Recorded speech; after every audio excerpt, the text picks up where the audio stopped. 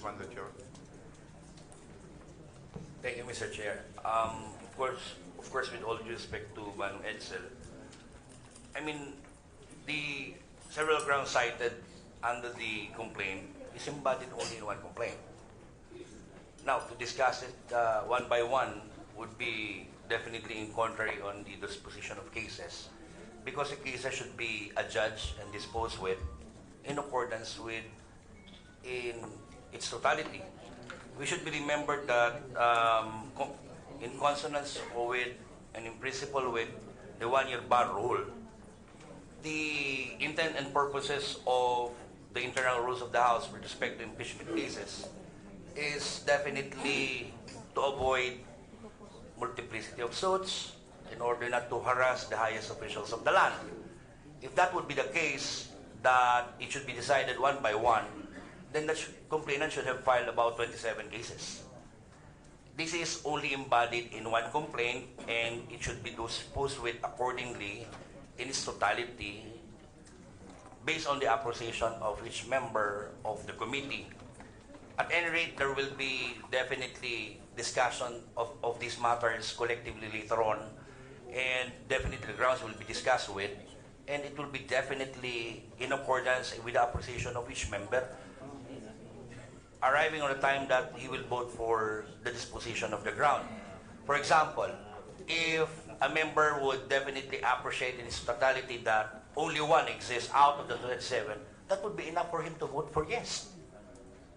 So, in essence, that would cause only delay, and definitely what is, we should be remembered, as the chairman said, that this impeachment proceeding is akin to preliminary investigation, which is definitely the nature of which is summary in nature and inquisitorial. So, at this juncture, Mr. Chair, would like to oppose that one, considering that the disposition of the grounds can be taken totally by each member of the House on the appreciation on the discussion of the matters subject of the complaint. Thank you, Mr. Chair. Thank you, Mr. Chair. Vice Chair Lechon. I now recognize Kong Chin Veloso, and then Mr. Chair. Chairman.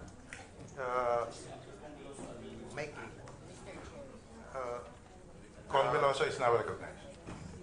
Let me read, Mr. Chairman, the first paragraph of Section 6 of our impeachment rules. After receipt of the pleadings, affidavits and counter-affidavits, and relevant documents provided for in Section 5, or the expiration of the time within which they may be filed, the committee shall determine whether the complaint alleges, emphasis please on alleges, sufficient grounds for impeachment. I reviewed the verified complaint from page 6 up to page 52 of the verified complaint. Page 6 defined the grounds, and pages 9 to 52 substantiated those grounds. Speaking, therefore, of the first paragraph of Section 6, it is compliant with our impeachment rules. The verified complaint alleges sufficient grounds for impeachment. Number 2, Mr. Chair, Section 6 does not mandate that we separate grounds that are sufficient from those that are insufficient. We can do that only if we have a hearing by which we could determine the sufficiency of the allegations. At this point, we are only to determine if there are allegations in the verified complaint that constitute sufficient grounds for impeachment. The matter raised by the Honorable Lagman is treated in paragraph 2. If the committee finds that sufficient grounds for impeachment exist, the committee shall conduct a hearing. It is, I repeat, at the time of hearing that we have to determine the allegations that are sufficiently constitutive of grounds to impeach from those that are insufficient. That's all, Mr. Chair.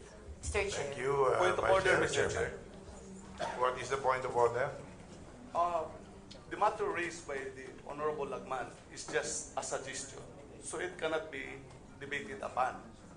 Understandably, he is just raising it as a suggestion because he cannot put it into a motion considering Chair. that he is not yet, he's not a member of this committee.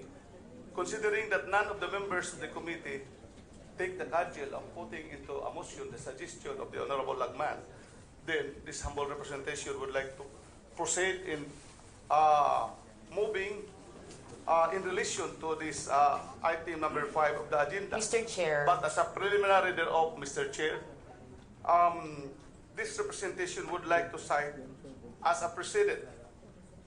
This is an explanatory note of my main motion now, which is Mr. Chair. a decision of this committee is equivalent to a jurisprudence in the case of the judiciary. In the case of the committee report number 778 of an House Resolution number 1089 dated March 15, 2011, this refers to the impeachment complaint filed against Ombudsman Maria Mercedes Navarro Gutierrez, wherein one of the sponsors is still our distinguished majority floor leader of this 17th Congress. The decision of the committee, which under page 23, which I would like to read, pursuant to the standards that were carefully considered by the committee, the members thereof voted on the sufficiency of the grounds of impeachment of the 2 impeachment complaints on March 1, 2011, with a vote of 41 members in favor and 12 against. The motion to declare the sufficiency of the grounds of impeachment of the Barakel complaint was carried. The motion to declare the sufficiency of the grounds of impeachment of the Rios complaint was carried by a vote of 42 members in favor of 12 against. Therefore, the committee had voted upon and decided to treat the grounds on the basis of the complaint, not on the basis of the acts enumerated thereof. In that connection, Mr. Chair, I therefore move that there is a sufficiency of the grounds in the verified complaint for impeachment against Supreme Court Chief Justice Maria Lourdes Sereno, filed by Attorney Lorenzo G. Gadon, endorsed by 25 House members. Any Mr. second? Chair. Point of order, Mr. Chair. What's the point of order? Paano po masasabi ni Kong Waminal na walang member na sumusuporta sa motion ni Kong Edsel? Hindi niyo pa po kami ni-recognize, kanina pa po kami nakataas ng kamay. At ako po ay member ng committee ito. In fact, yun po ang gusto kong sabihin, that I support the points raised by Congressman Lagman, and therefore I move that based on his suggestion, that we decide on the sufficiency of the grounds per allegation. Okay. Pwede ko sanang sabihin Congressman, What is the point of Bagong. order? gusto ko pong mag-motion. Bakit What is the point of order, Mr. Chair? What is the point of order? Rules have been violated.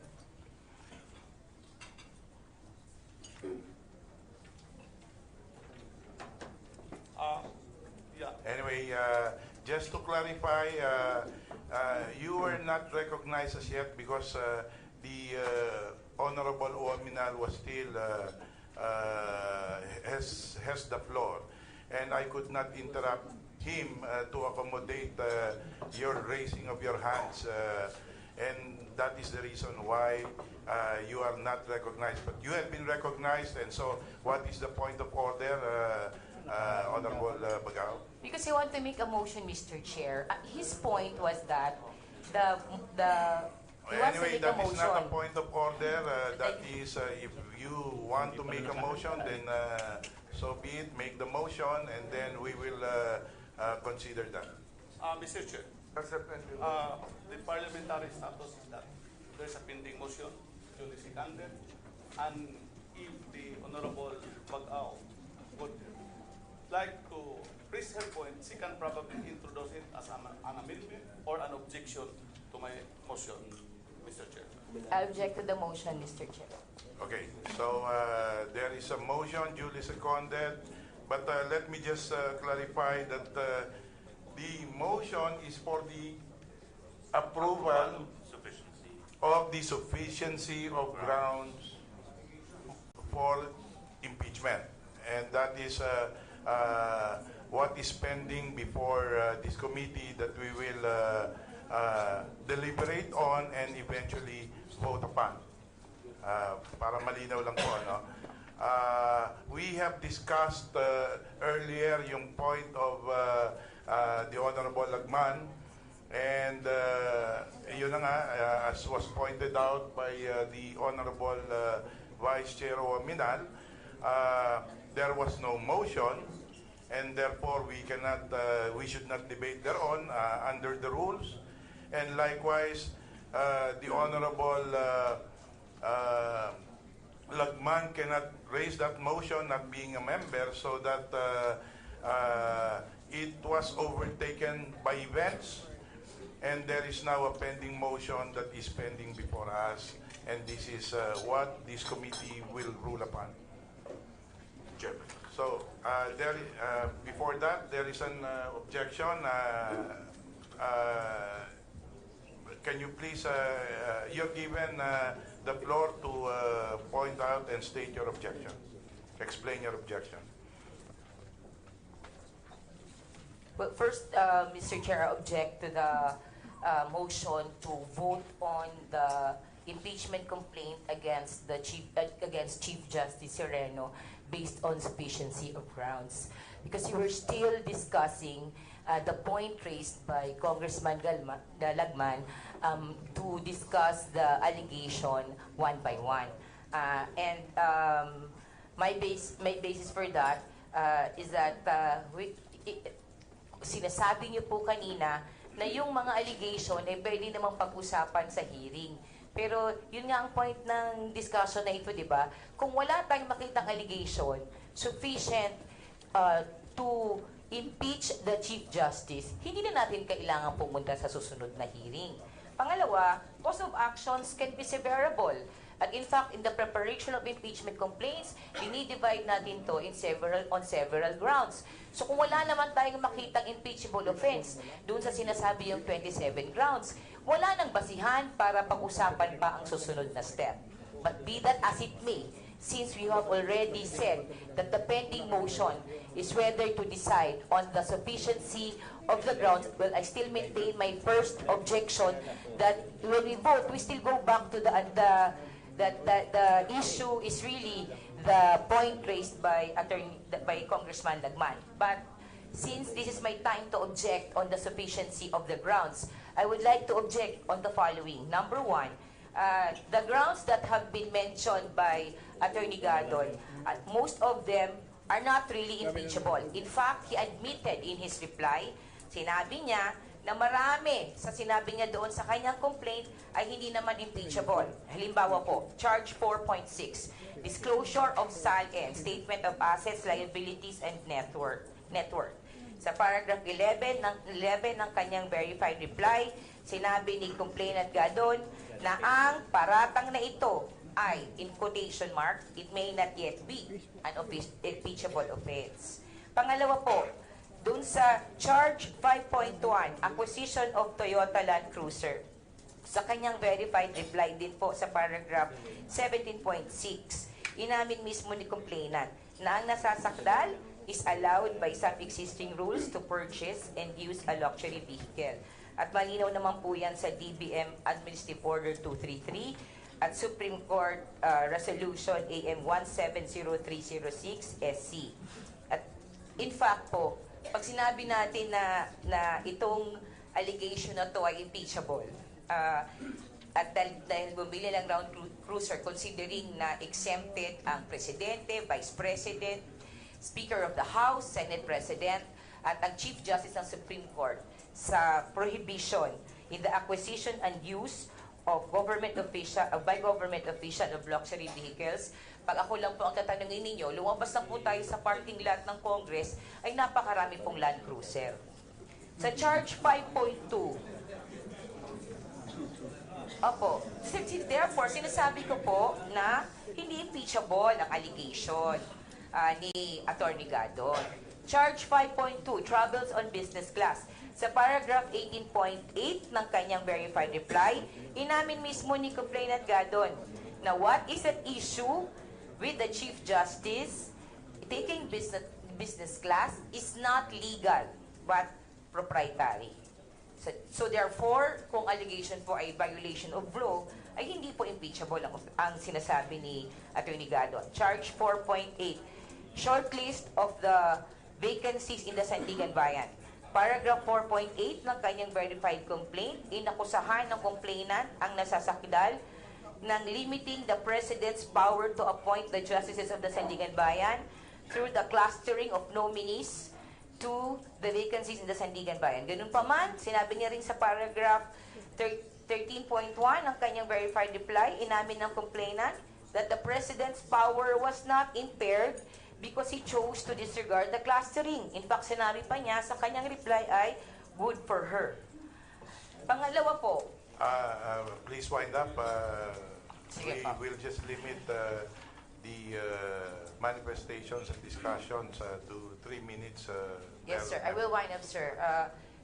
There are several charges that were based on internal processes and are still pending before the Supreme Court. Ulit po, I take my position that this is insufficient to establish grounds for impeachment. Yun pong mga decisions at processes ng JBC at ng Supreme Court ay internal procedure at processes nila. So tingin ko po ay hindi siya impeachable.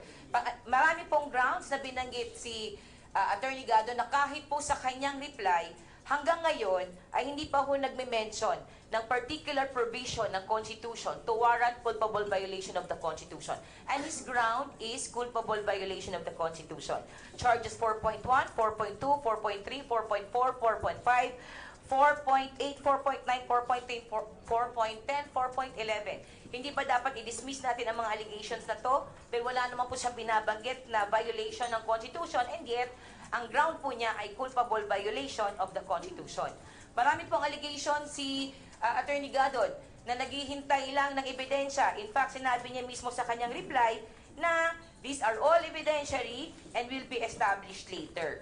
Kung babasahin niyo po ang reply niya, marami siyang binanggit, appointments sa Supreme Court, appointments ng mga judges na sinabi niya, these are all evidentiary and will be established later. Thank you, Your Because Honor. these are Your all time is based up. on documents and news reports. So I say, Mr. Chair, and I object to the motion to vote on the sufficiency of this impeachment complaint based on sufficient grounds. Thank you for that. Any other objection? Mr. Chair. Mr. Chairman. I object. Mr. Chairman. Mr. Chairman, si Congressman Villarin first. Well, Mr. Chair, Di ba? For a while,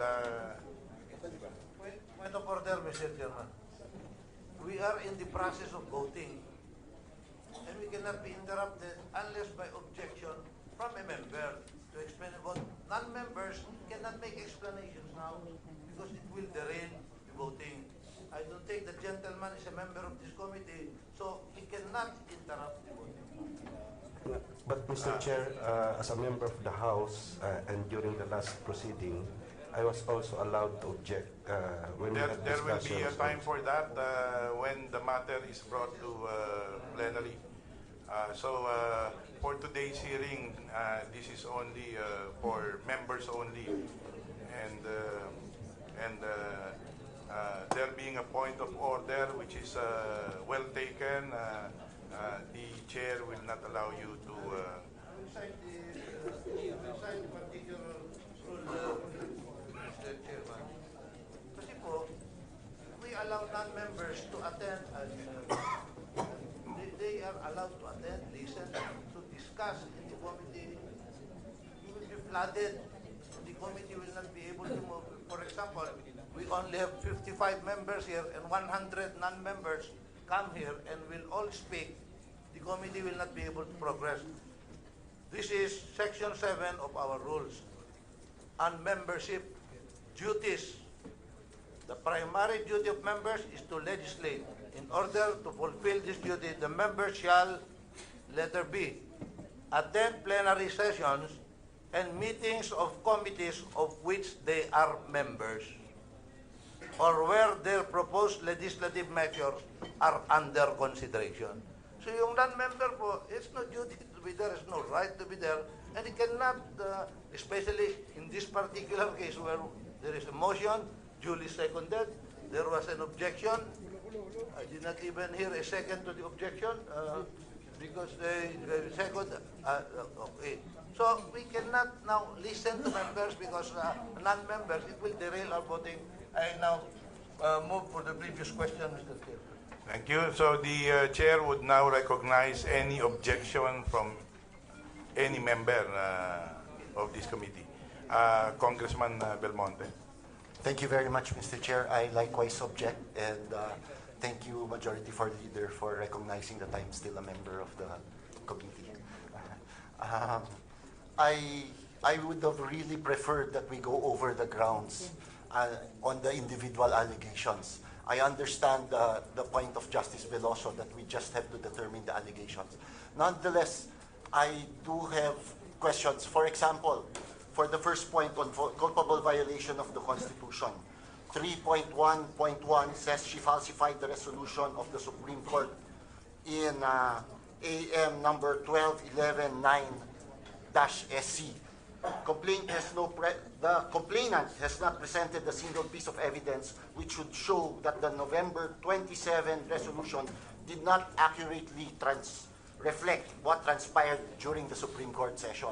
For example, Mr. Chair, I can go further. 3.1.2, Mr. Chair, she falsified the temporary restraining order of the Supreme Court in GR numbers 206844-45. I likewise think that this ground should be dismissed for insufficiency, Mr. Chair. No TRO was falsified, as the records would bear out. I can go on and on, point by point, Mr. Chair. However, I really think that there are no sufficient grounds, at least on the first allegation, on the first ground, and on the others, Mr. Chair. I could use up more of my time, Mr. Chair, but in deference to the rest of the members. If we go one by one, we can go over all the points, and I am confident that we would not find any sufficient grounds to point of order, Mr. Chair. Thank you for that, Congressman Belmonte. What is the point of order? The point of order, Mr. Chair, is that we should religiously follow our rules, as already articulated by Kong Veloso. The only issue, the very simple issue, Mr. Chair, is for us, first of all, to determine whether the complaint alleges sufficient grounds. That is the only issue. We are not yet getting into the details of whether or not there are substantial evidence supporting its allegation.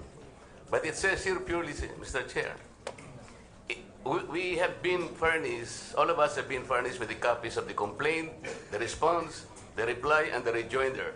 And it is our duty to appreciate all this by ourselves.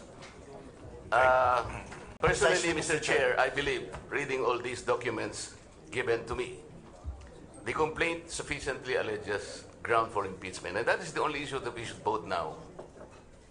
That is the rule. Mr. Chair. Thank you for that. In fact, let me just clarify.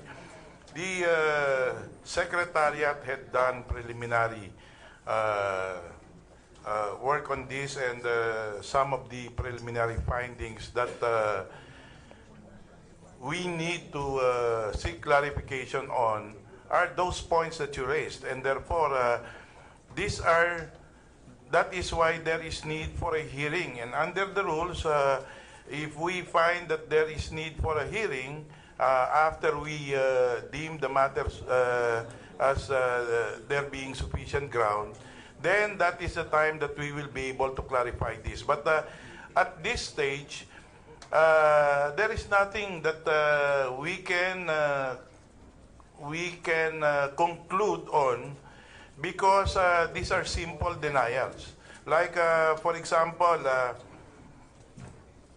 on that point, AM number 12119-SC, the remarks here, or the findings, preliminary findings, that there is a need for clarificatory hearing based on the following: the existence of the administrative matter previously issued by former Chief Justice Davide, because this was raised, and but there was no, or this was raised in the answer of CJ Sereno, but there was nothing appended on this particular administrative matter of the former Chief Justice Davide. And then there was a mention of notes and some report of the division, the clerk of court of the Supreme Court. But again, this is a matter that ought to be clarified on by this committee and consistent with our mandate as prosecutors. There is need for clarification, and this is the reason why we are now at that level of determining whether there is sufficient ground, not only for purposes of impeachment, but to conduct further hearing as provided under our rules. And this is the reason why we have coercive powers. We have subpoena powers to subpoena even the BIR, because there appears to be some discrepancies in the matter of payment of taxes, which is an allegation and which was vaguely responded to in the answer or even in the rejoinder. So again, we apply the totality rule. In fact, you were part of the impeachment team in the impeachment of Chief Justice Corona, are you not? But Congresswoman Bagong was, and in fact, we did not go through the whole 8 articles. We just limited ourselves to about 2 or 3, and we got the former Chief Justice convicted on just one ground. So that, you know, it may be pointless at this time to argue thereon, so that there being a motion, unless Chair, there are just to other clarify, objections from because- members. Parliamentary inquiry. Mr. What Chair. is the parliamentary inquiry? Oh, we are in the Because you middle mentioned of, my we are name, in the Mr. middle Chair. of, Can I just remark? Mr. Chairman, we are in the middle of, I know, but you voting. It mentioned cannot my be name, sir, in interrupted. this explanation. We are still discussing. He was discussing, sir. I have been recognized for my parliamentary inquiry, Mr. Chairman. So, We are in the middle of voting for a motion, so it cannot be interrupted by discussions, Mr. Chair, unless it's an objection. Parliamentary inquiry. so we will defer the parliamentary inquiry for later. What is the pleasure of Congresswoman Bagong? I just want to object to your statement, Mr. Chair. The impeachment complaint filed against Chief Justice Corona is not similarly situated to the impeachment complaint filed against Chief Justice Sereno. The resolution and Definitely, the allegation, the it is impeachment different. complaint was signed by more than 1/3 of the members. That's why it was brought directly to the Senate. It did not have any discussion. So I know just that, want to clarify the points that you raised. I know that for a fact, but he was convicted on just one ground. That is the point of the chair. I am not referring to any proceeding in the House Committee on Justice. But the point is, there is a conviction just on one ground, so that under the totality rule, that is the point of the chair. We are now in the period of voting upon the motion, which is duly seconded, and there being no other objection from a member, we will now proceed with the voting. Those in favor of the motion of the Honorable Oaminal to approve the sufficiency of the grounds for impeachment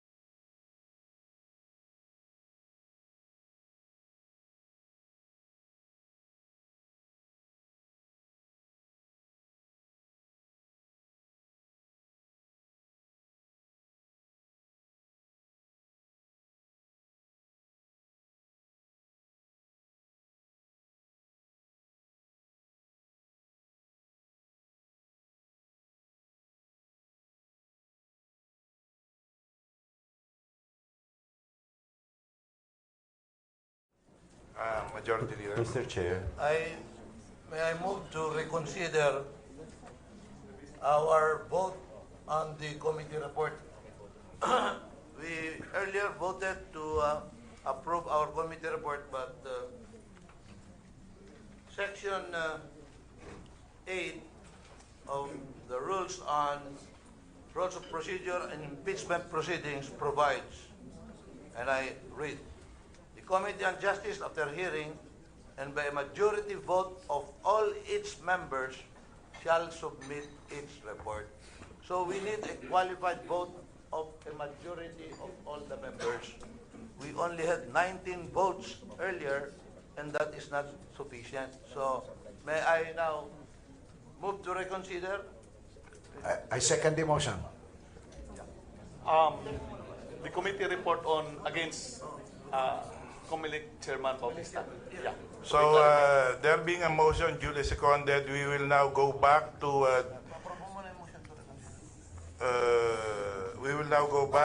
and consider the motion to Let us vote on the motion to reconsider. the motion to reconsider, and that pertains to committee report on the case of Chairman Bautista. So those who are in favor of reconsidering the vote on approving the committee report, say aye. Aye. Those who are against, say nay. So there is unanimity, and therefore the motion to reconsider the vote thereon is hereby approved. Mr. Chairman. Mr. Chairman. Mr. Chairman. In relation to the approved, Just finish this. yeah. Just finish.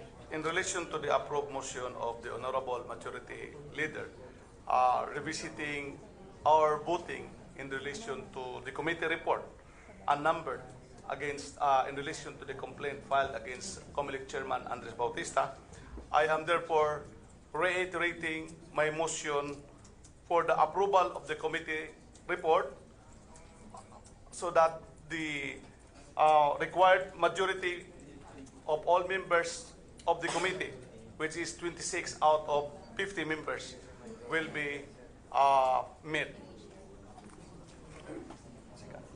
Second. Second. Clarification, Mr. Chair. Mr. Chairman, Hearing suspended for 5 minutes.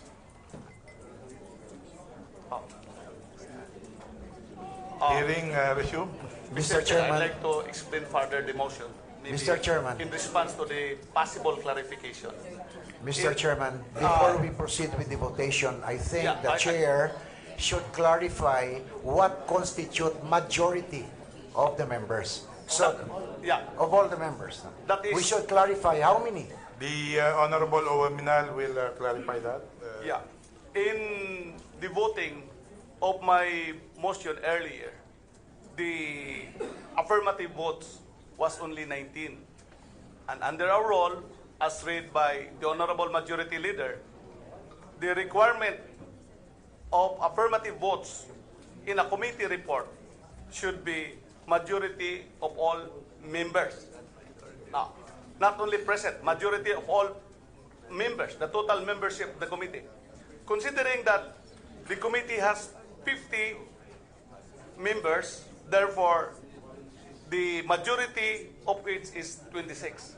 And that is the reason why I am restating again my motion for us to vote and then determine whether or not the required majority of 26 is met in order to be consistent with our rules. Mr. Chair. So there is a motion duly seconded. Just a clarification, Mr. Chair. I submit that Section 8 does state that the Committee on Justice, after hearing and by a majority vote of all its members, shall submit its report to the House. May I be clarified, particularly how many members there are in the 50. Committee on Justice, regular and ex officio? regular members are 50. That is I am the aware basis. of that. That is the basis for determining the majority. But there is no such qualification in our rules, Mr. Chair. It only speaks of all members. Seeing as ex officio members exercise the same right as regular members, they may object, they may vote. I submit, Mr. Chair, absent the qualification of merely regular members, this particular rule refers to all members, regular and ex officio. There is an appropriate rule that covers the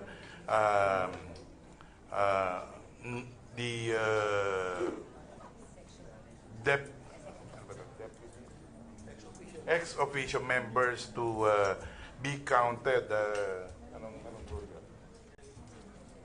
And so in the counting of votes, always, not only in this committee, but in all other committees, we also recognize votes of ex officio members, which is beyond the quorum needed, or beyond the majority votes needed, which is in this particular case 26. So their votes are counted also, and there is an appropriate rule that covers this. That was my point, Mr. Chair, that ex officio members exercise the same right to vote as regular members. And since this particular rule refers to all members with no qualification that only regular members are considered as the needed majority vote, I repeat, Mr. Chair, I submit that this particular rule refers to all members, regular and ex officio. Mr. Chairman. Yes. Mr. Chairman. Mr. Chairman, in rejoinder, it refers to a majority of the members. No? We are not members. We are ex officio members. So that's different. We are members. No, yes, ex officio members, but we are not members. Mr. Chairman. And for purposes of determining the majority, okay. Mr. Chairman. For purposes of determining, Mr. Chairman, Mr. Chair, the majority, Alright, make a manifestation, Mr. Chair. this representation posits the argument, Mr. Chairman, that for purposes of determining the majority of all members, it should be based on regular members, because attendance of regular members in the proceeding of the committee is compulsory, whereas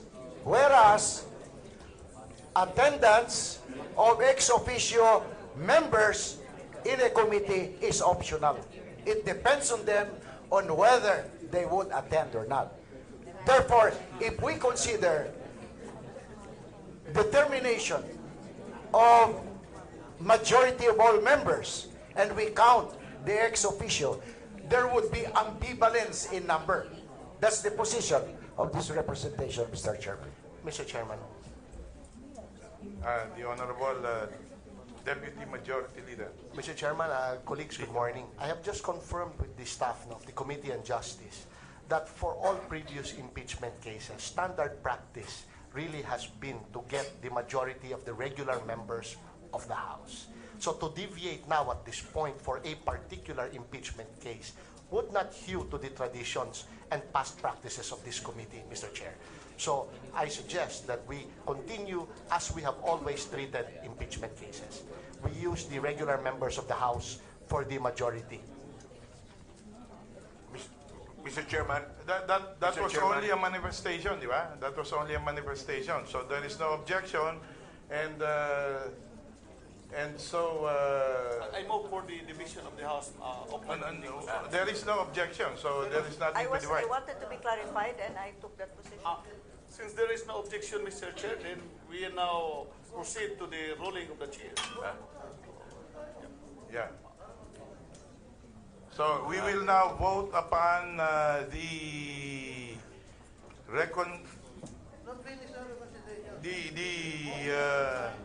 motion to find. No, motion for the approval of the committee report in relation to the complaint against Chairman Bautista. Okay, so we now go back to the complaint against COMELEC Chairman Juan Andres Bautista, and the parliamentary status is that there is a motion for the approval of the committee report and the attached resolution with amendments. So all those who are in favor of the approval of the committee report, please rise.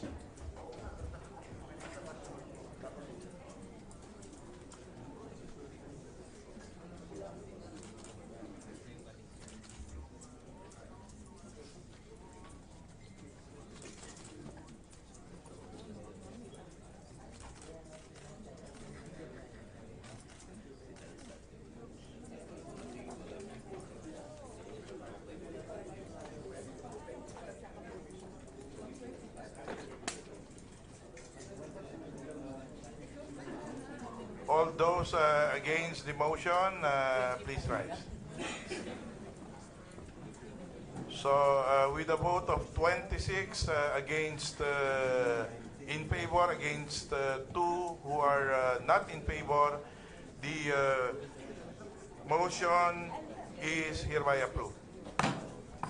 Mr. Chairman, We I have will, a parliamentary inquiry. yes, what is the parliamentary inquiry? Well, this parliamentary inquiry should have been recognized much earlier because it was really prejudicial to the motion to determine sufficiency of grounds.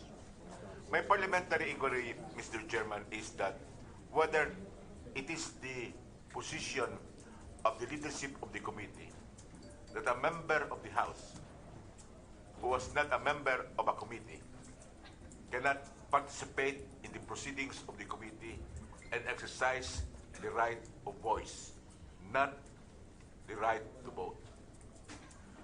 For example, Mr. Chairman, I should have been recognized to observe that the motion to approve sufficiency of grounds was patently premature because there was no prior discussion on the grounds alleged in the complaint as well as in the pleadings.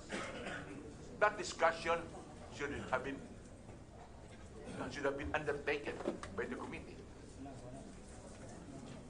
So, effectively, the cart was placed before the horse when this committee prematurely determined sufficiency of grounds for the impeachment of the Chief Justice before any prior discussion. Moreover, I would like to state that even if one ground only would be sufficient for impeachment, then let us look for that one ground and discard the rest. That is why I was proposing that there should be voting on the individual charges, Mr. Chairman. Thank you for that. When the committee rules said that the complaint alleges sufficient grounds for impeachment, then what are these grounds? This should be determined. This should be discussed because the rule says grounds, not ground. So there is no totality or in mass determination of this ground. But what is the point is there should be prior discussion by the committee before a vote is taken on the sufficiency of the grounds. Thank you for that inquiry. And if I may clarify on the matter of this parliamentary inquiry, let me cite section 30 of the rules of the House. And I quote, the Speaker, the 6 deputy speakers, the majority leader, the 8 deputy majority leaders, the minority leader, and the 5 deputy minority leaders, and the chairperson of the Committee on Accounts or a member deputized by any of the aforementioned officials shall have voice and vote in all committees. On the other hand, on the last paragraph of the same section, a member who is the author of a bill or a resolution referred to a committee, or if there are several authors, the first 2 authors named in the bill or resolution, or their duly designated co-authors, as the case may be, shall be considered as members of the committee of referral for the purpose and throughout the duration of the consideration of the said bill or resolution, but shall have no vote in the committee. So there is a particular provision that covers this, and that should explain your parliamentary inquiry on the matter. At any rate, this is premature. What you're saying, the Honorable Lagman, is that we need to go through these grounds one by one, and we are not yet at that stage of determining probable cause. And in fact, the committee is empowered to issue subpoena and other compulsory processes to be able to really weigh in all of these allegations and counter allegations. And so at this point in time, we do not have, we cannot as yet go into that particular portion of this investigation, because in fact there are matters that need to be clarified, and that is the province of the Committee on Justice as the initiator of an impeachment impeachment case against any impeachable officer. Mr. Chairman, the rules of the House do not prohibit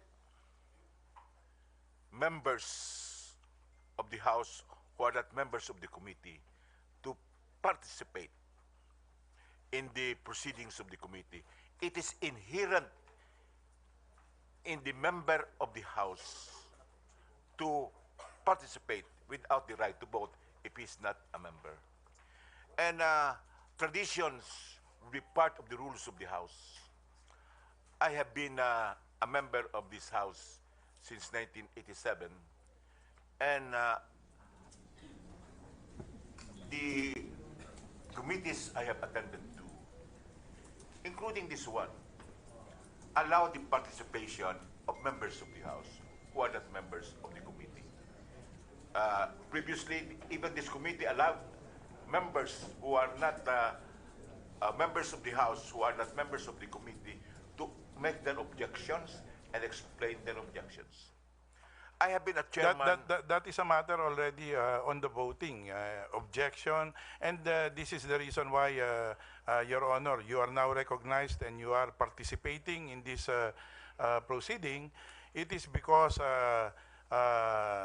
we really respect the rights of any member, and this is why we allow participation, and we're even extensively allowing that, except during voting. I am not asking for the right to vote. I am just asking the right to exercise the right of voice in the committee. Mr. Chair. And previously, I already made an observation that there should be a prior determination of the committee per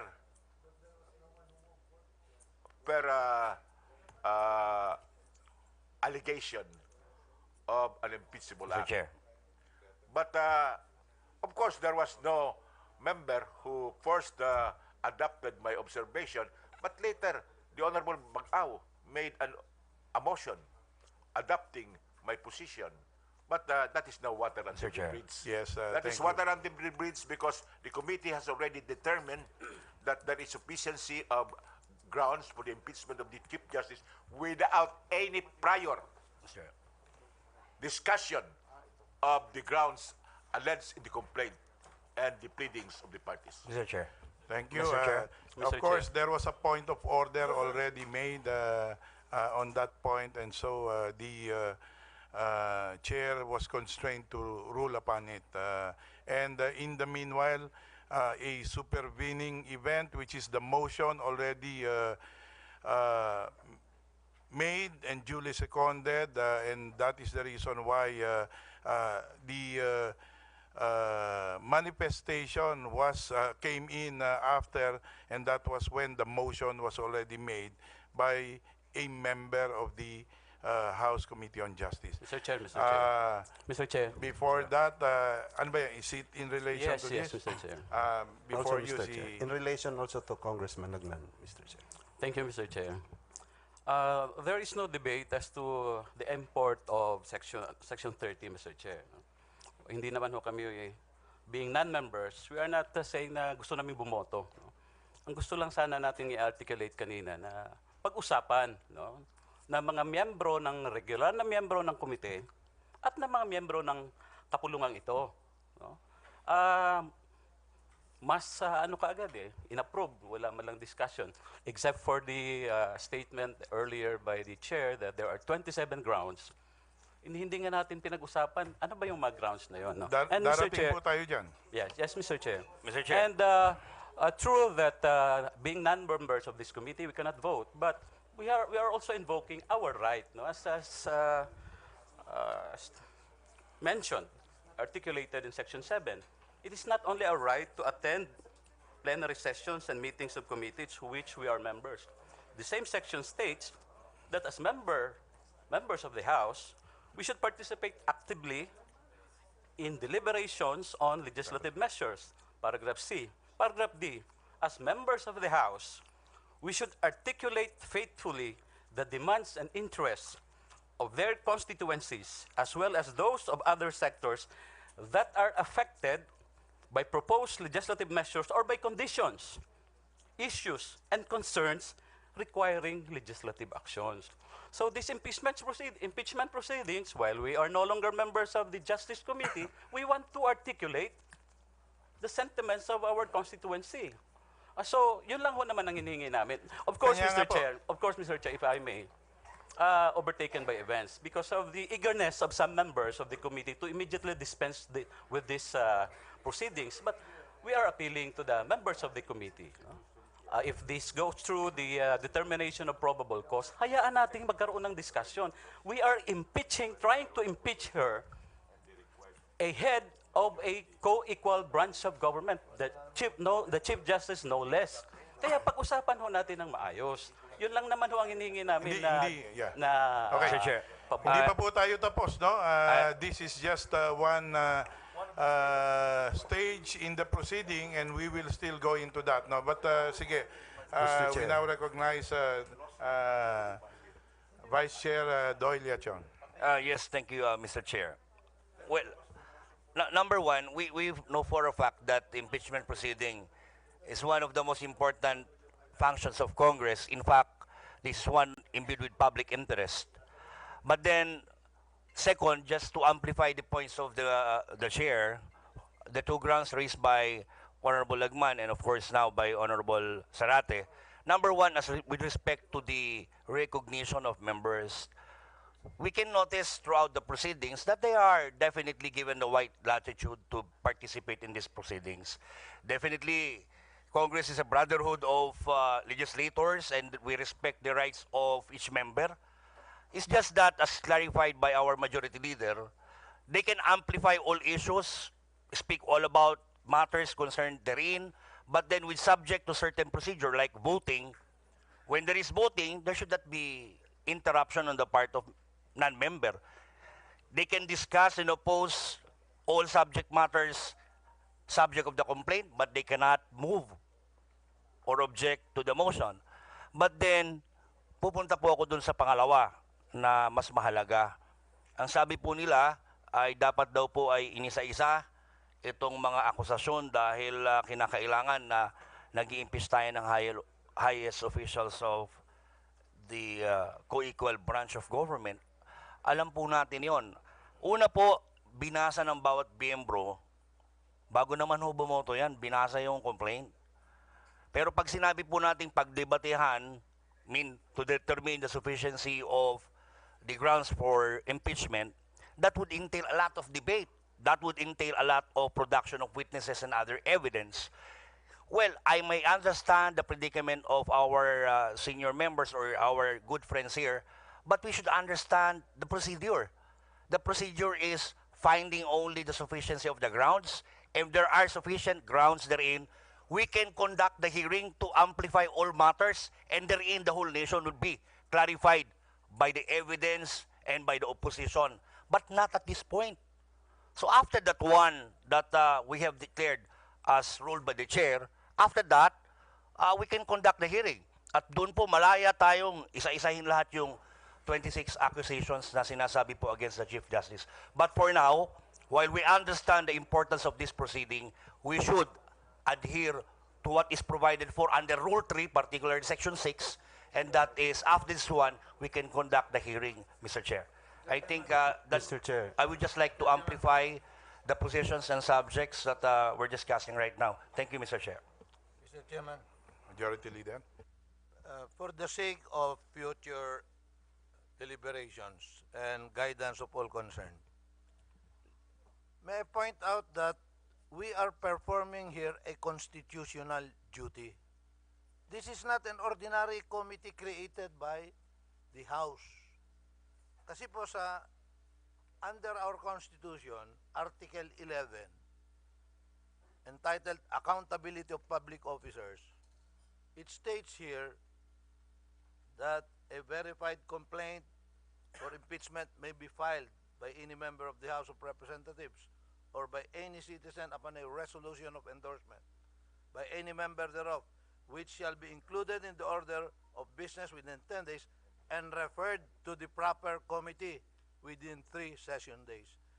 Ito lang po ang committee ng Congress na create ng Constitution, particularly tasked to hear impeachment complaints. Ang members po dito, hindi pwedeng lahat ng members sasali po dito. Hindi po pangkaraniwan na committee po ito. And as pointed out by my esteemed colleague, Congressman Zarate, you can articulate faithfully on matters, legislative measures. We are not legislating here. So when it comes to legislation, every member perhaps may be allowed by the committee to speak by the liberality of the committee, but not, there is no right of any member to insist that he be allowed to speak in any committee. Kasi po, madederel yung committee. Precisely, we have committees so that they can work efficiently. Otherwise, the committee of the whole na lang tayo. That's why when a committee is tasked and that has been referred by plenary to that committee, only the members of this committee are tasked to participate there. But if you request the committee and the committee allows you, you thank the committee, but you cannot demand it as a right. Because there is no, show me the right which says that any member can speak in any committee. Like I said, we have committees. If all members come here and if all 200 members here want to speak on the matter being even in terms of legislation, the committee will not be able to work anymore. Because everybody will be manifesting, everybody will be objecting, even if they have no voting rights. So, ganyan po tayo. And in this particular Committee on Justice, nagpapasalamat nga ho kayo na naaalaw pa ho kayo dito because this is a constitutional committee specifically tasked by the Constitution to do this. Kaya nga nakalagay dito eh. The committee, after hearing and by a majority vote of all its members, shall submit its report. So maliwanag po eh, na yung members lang dito ng committee para po tayo. Otherwise, if I am an impeachable official, na hearing pa lang sa committee, I will ask non-members, you go there, o ito, mag-object sa ano, magsalita kayo ng 3 minutes. E kung yung 200 members pupunta dito, who are non-members of the committee, will all demand that they will be entitled to discuss every item in the complaint, eh, hindi na makakagalaw yung committee dahil 600 minutes po yun o 10 oras na magsasalita yung non-members. Hindi ho pwede yun. So para maliwanag po sa in the future, para kung baka ho sa HRET hindi ka rin ho pwedeng pumunta doon. Member ako ng House, Electoral Tribunal ito. I want to speak here. O sa Commission on Appointments. Doon sa Commission on Appointments, papayagan ka ho kung magre-request ka ng Commission on Appointments. But this particular committee, para maliwanag po, ang hirap po nag-discuss kayo and your non-members. What we are voting on here, para maliwanag po kasi, is if the complaint alleges sufficient grounds. Allegation lang. Meron bang allegation? Meron. Totoo ba yan o hindi? Hindi natin alam.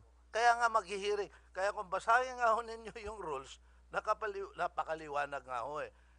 At this stage, we only read the complaint, the answer, the reply, the rejoinder. Meron bang facts that allege sufficient grounds for impeachment? Meron na. Tsaka tayo maghihiring. Doon natin hihimayin yan. Lahat yan. Hindi naman pala yan eh. Wala yan. Doon ho magaganap po yan. Kung gusto nyo, dito pa lang, ginaganap na natin yan, wala po sa rules yan. I will show you. You said ito po sa impeachment.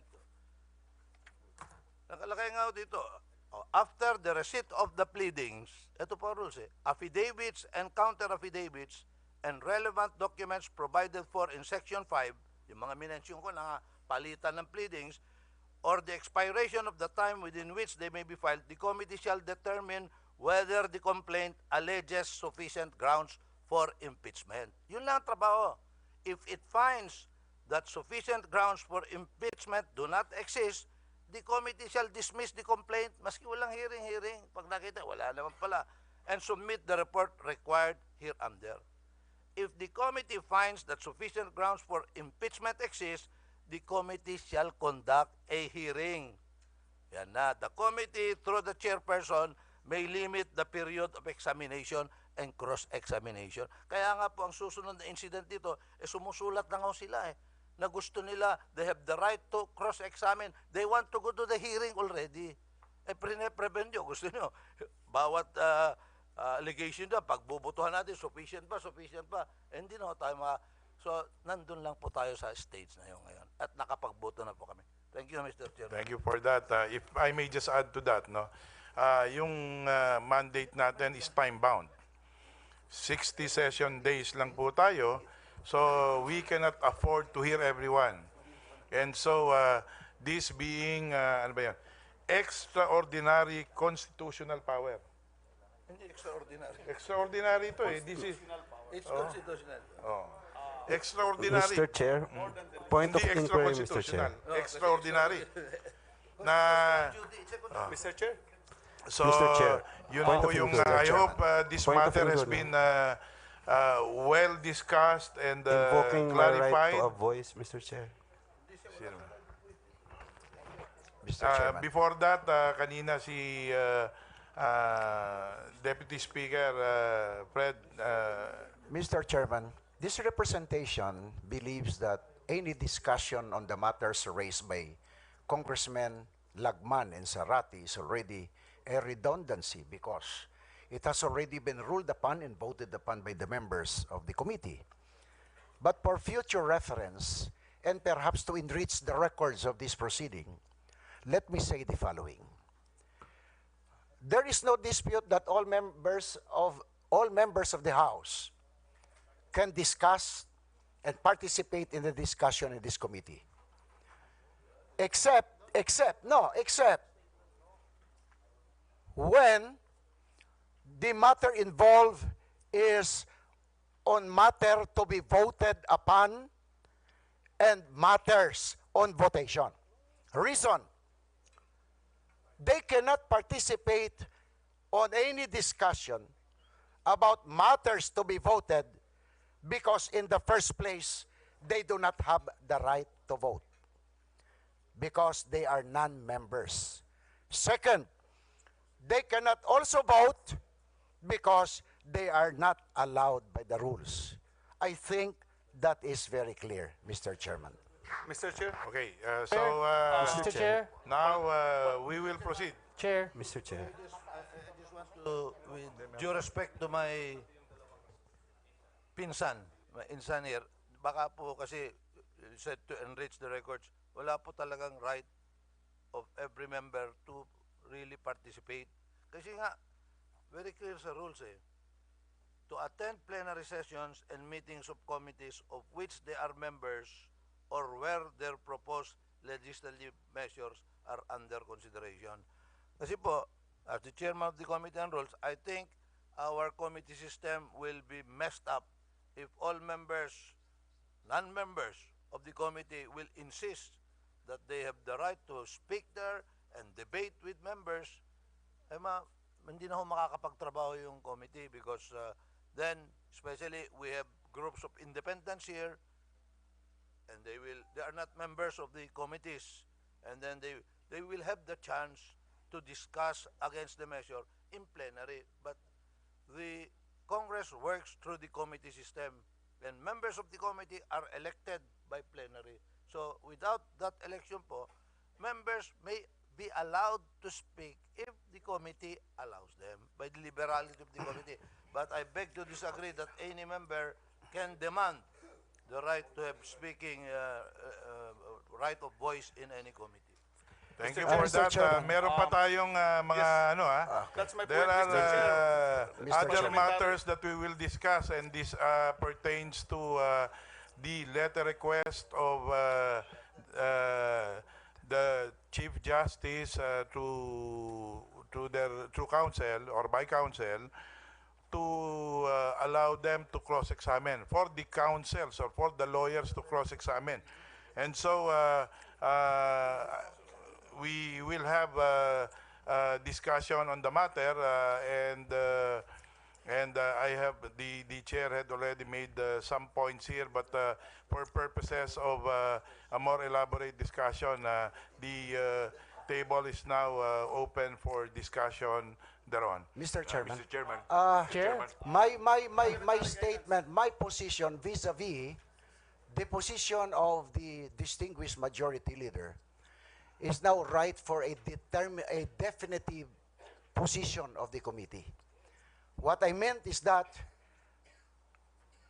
for future reference, we would like to have a definitive rule that entertaining a non-member to speak is not a matter of right, but only a matter of accommodation. Okay.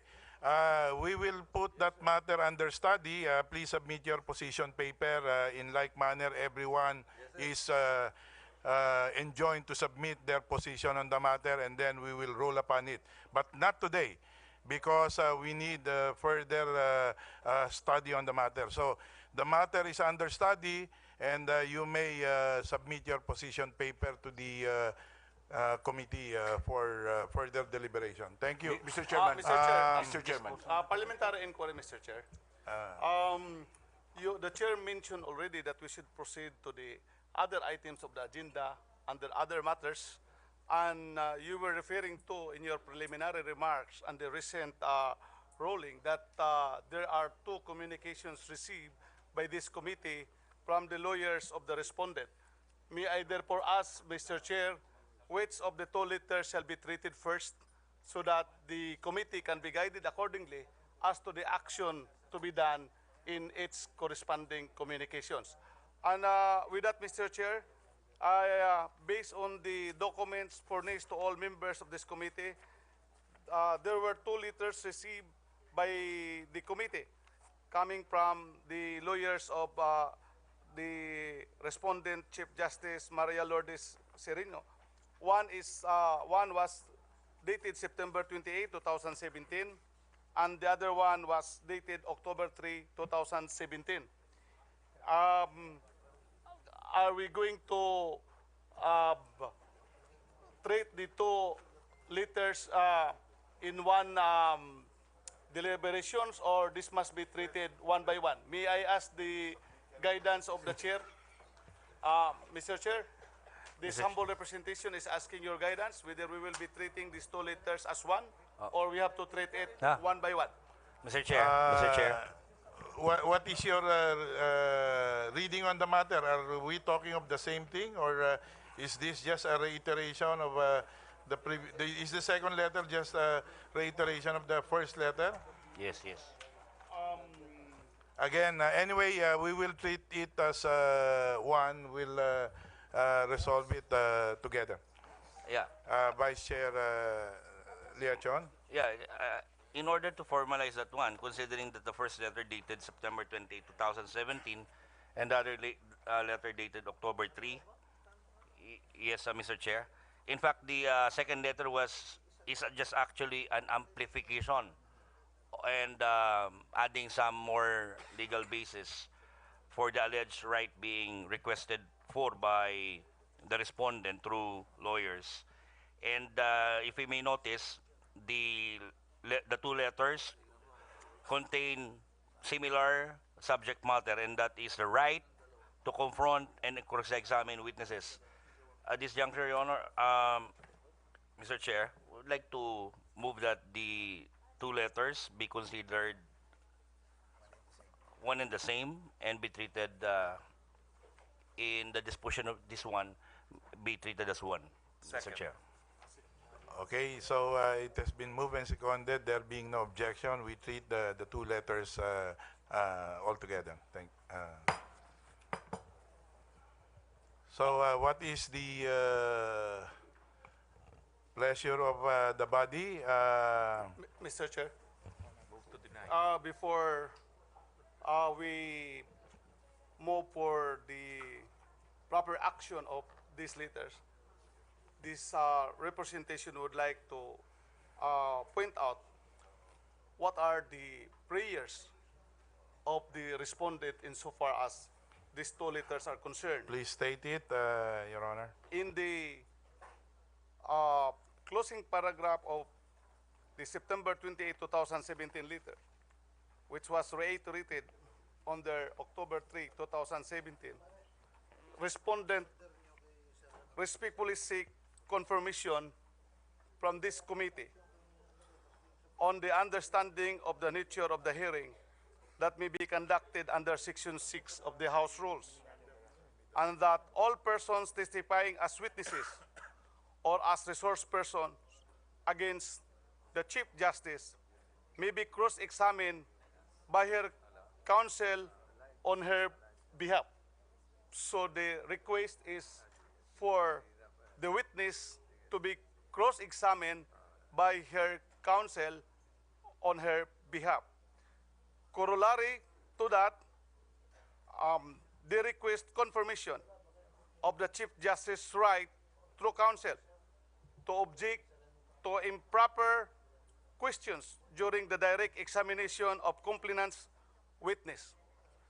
We likewise take this occasion to request, pursuant to Section 3, Paragraph B, Rule 112 of the Rules of Criminal Procedure, which has supplementary effect in the proceeding before the Honorable Committee, as it is not in conflict with any of the House rules, that we be provided with any evidence, testimonial, documentary, or object which has been or may be submitted to the Honorable Committee in support of the charges against the Chief Justice.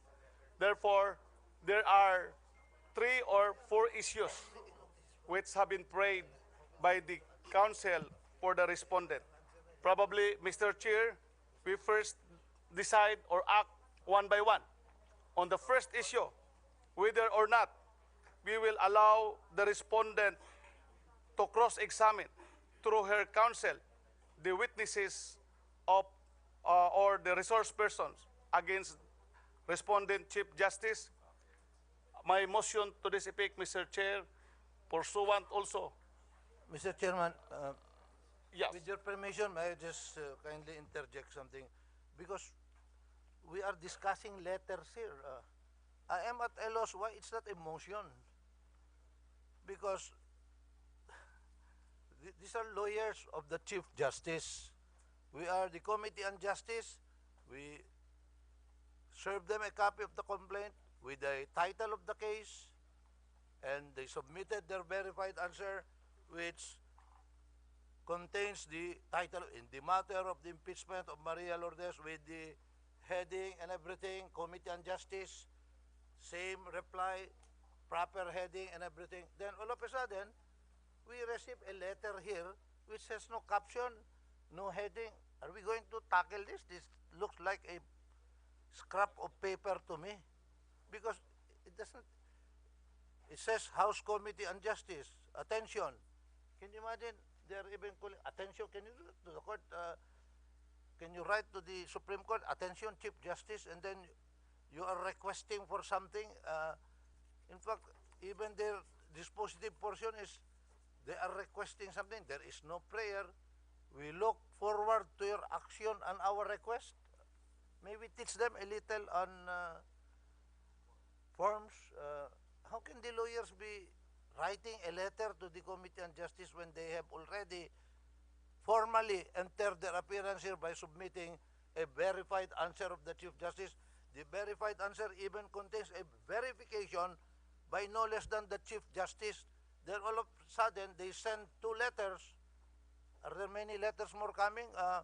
Where can you find a lawyer or a respondent sending letters to the committee? So I take issue with this letter. Why are we discussing this piece of pieces? That's my point. Thank you for that. So, Mr. Chair. any further Mr. comment Chair. on this? I am Mr. not Chairman. finished. I was just interrupted by the good majority leader.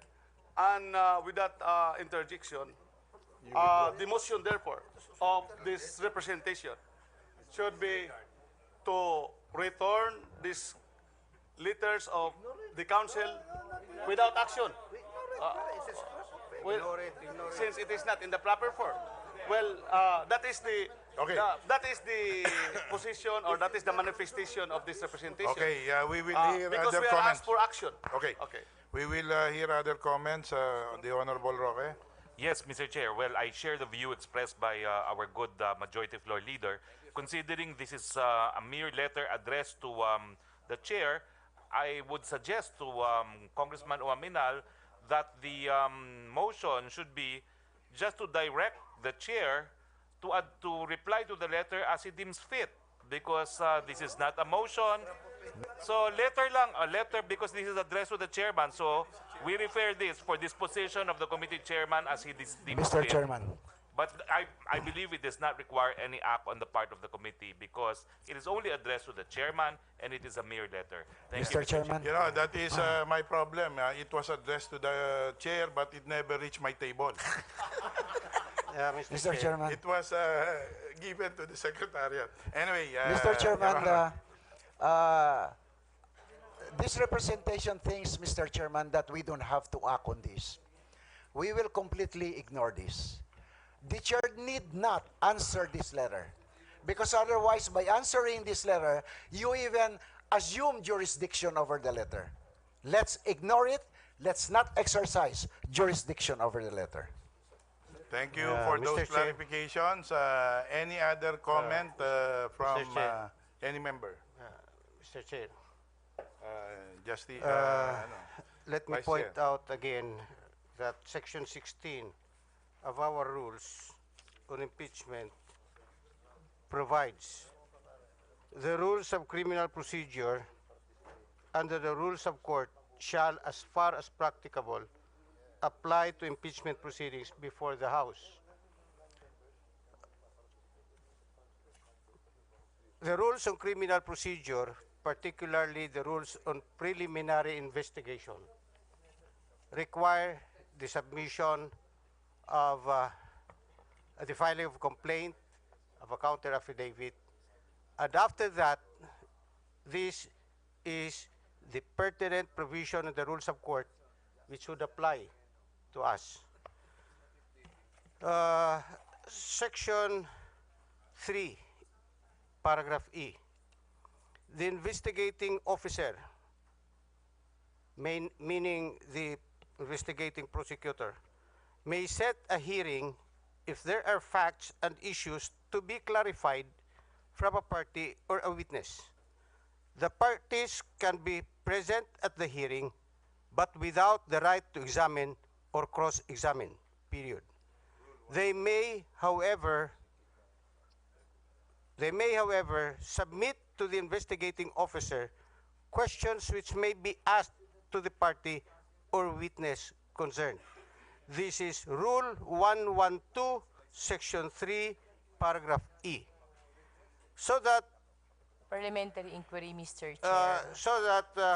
Mr. Chair, inasmuch as our rules already provides in Section 16 that as far as practicable, we can adopt the rules of criminal procedure following the provisions in Rule 112, Section 3E, to me, would be the best option for this committee. Thank you, Mr. Chair. If we do that, Mr. Chair, Anyway, If we this do is that- the reason why we only covered this under other matters, but at least for the guidance of the lawyers and or the parties, at least we discussed this. But then again, there were the chair is inclined not to further deliberate on this because of the points raised by the majority leader.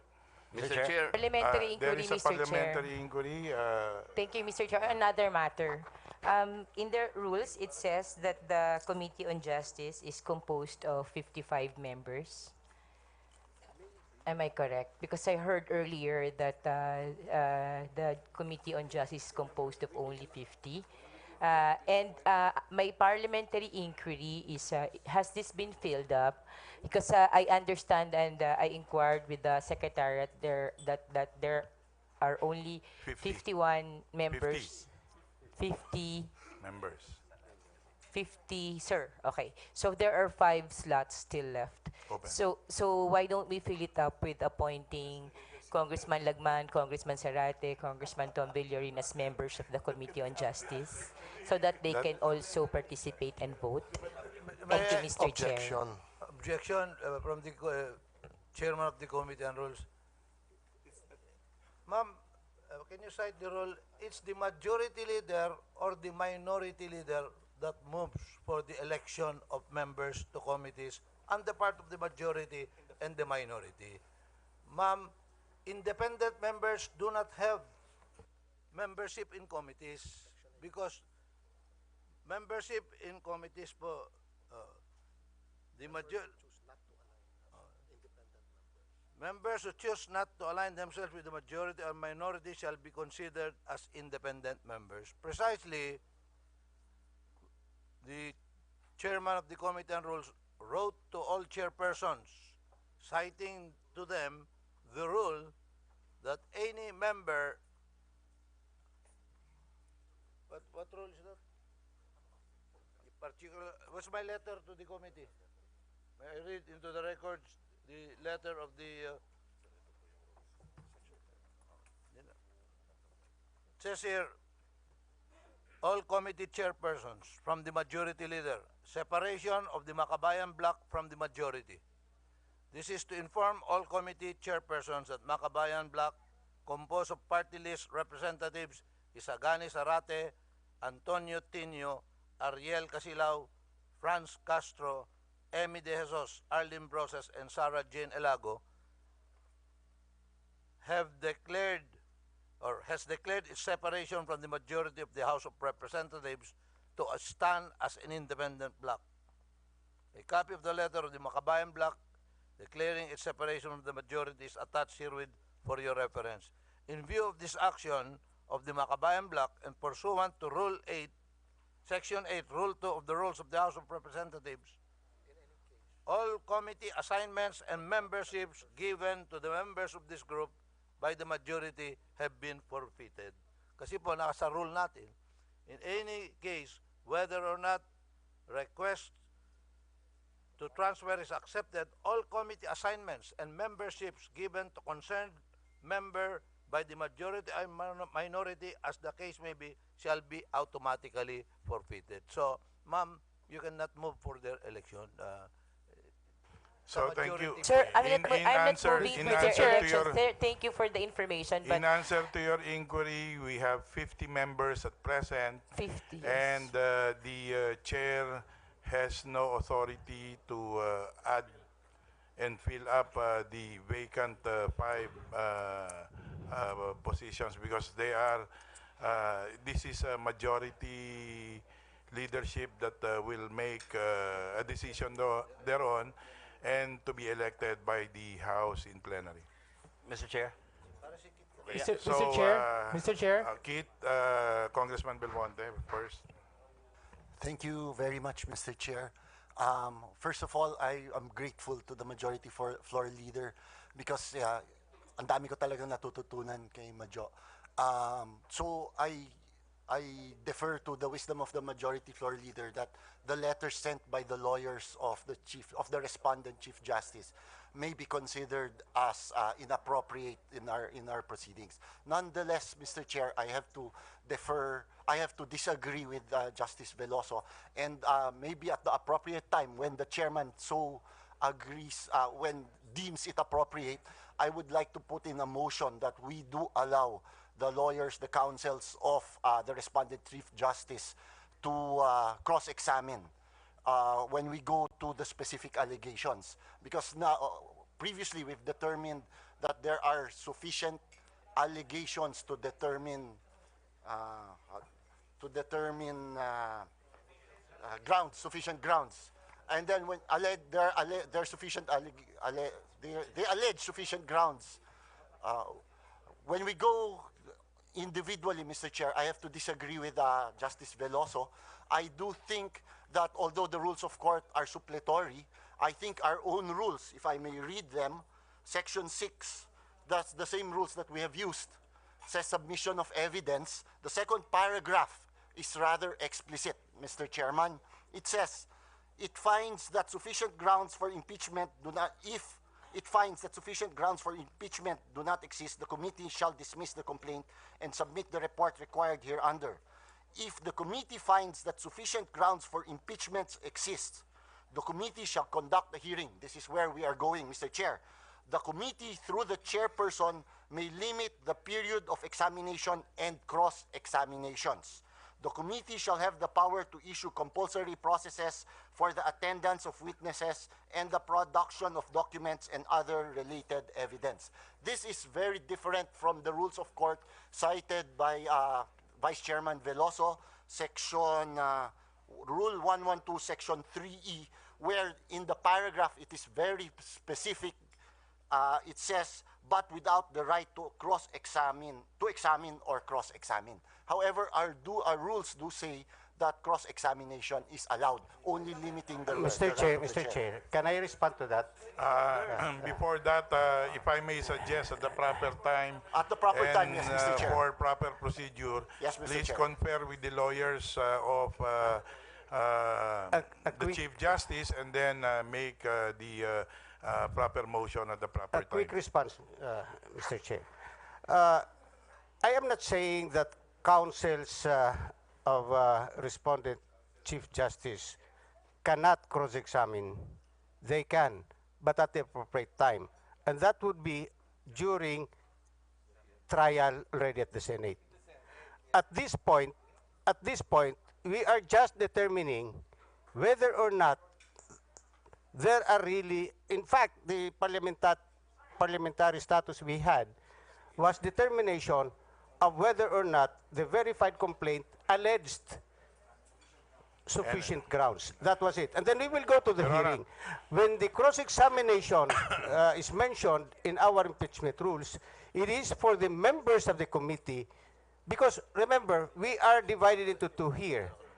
Those opposing the impeachment and those defending the impeachment.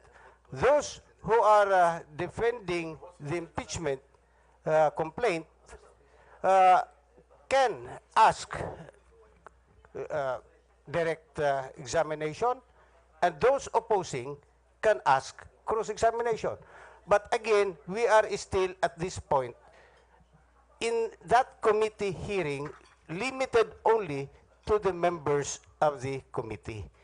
That's why when our impeachment rules, because we cannot provide in our impeachment rules the Senate trial after the respondent has been impeached. Thank you. Mr. Chair, Thank we're you. already discussing Thank you. the content So anyway, of the letter. Because you Mr. said, just to Point of order, Mr. Chair. wrap it up, before that, just to wrap it up, again, whatever your position is, please submit your position paper to the committee, and the position paper presenting that view of allowing examination and cross-examination, and then likewise the position paper of that which is Mr. Chair. opposed to, Mr. Chair. to that for a more extensive discussion and better. Mr. Chair, a little concern before we end up. A little, Chairman, yeah, no, just a little concern. Because, just a little concern. Sige May, po. may the committee be apprised, Mr. Chair, from you, just the roadmap. After this one, where do we go after this one?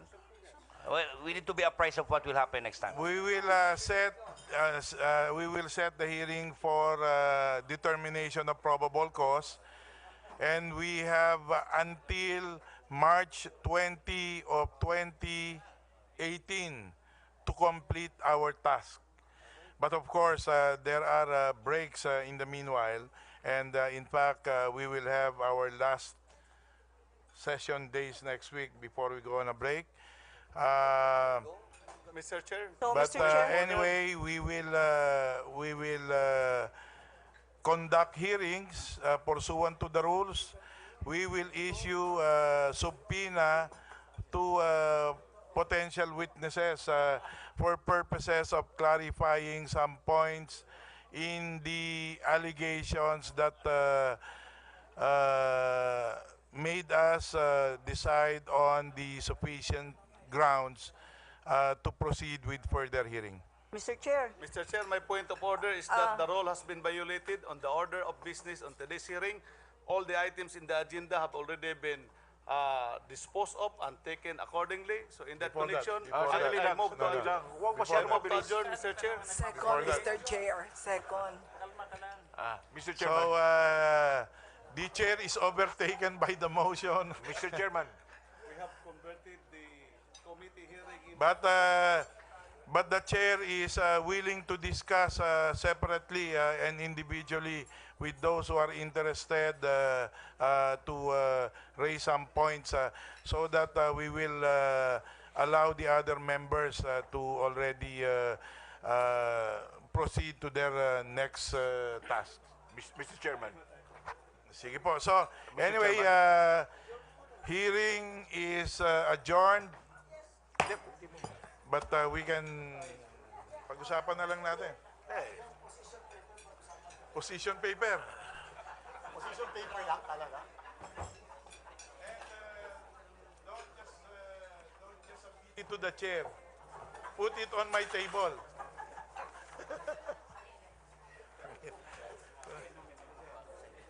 Pinay...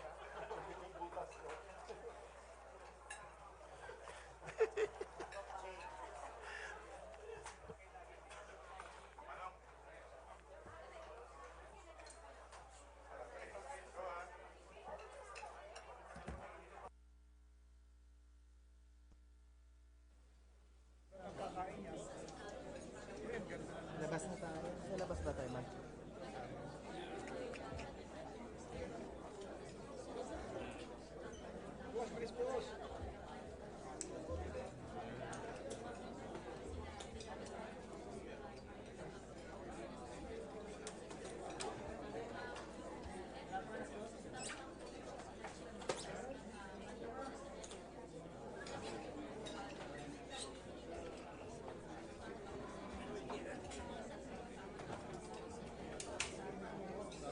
Nakalive ako ha.